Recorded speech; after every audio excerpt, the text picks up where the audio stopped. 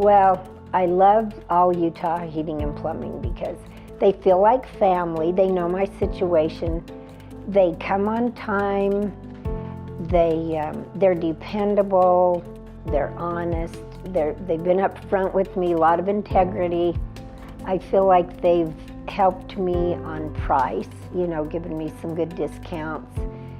And in my situation especially, I need someone reliable and dependable and someone that looks after me. And I just really feel like they're family. Well, we've had an older home with a lot of air conditioning problems, and so I started looking on the internet and called All Utah Heating and Plumbing one time, and they came quickly and they were so efficient and solved the problem for us.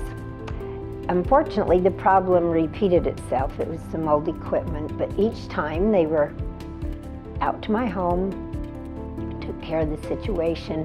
Unfortunately, we did have to finally replace our air conditioner and our furnace. And those are working well.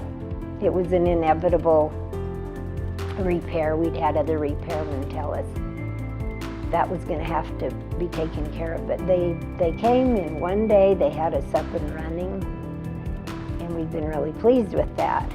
I love my new air conditioner and furnace. They're smaller. I have more room in my storage room.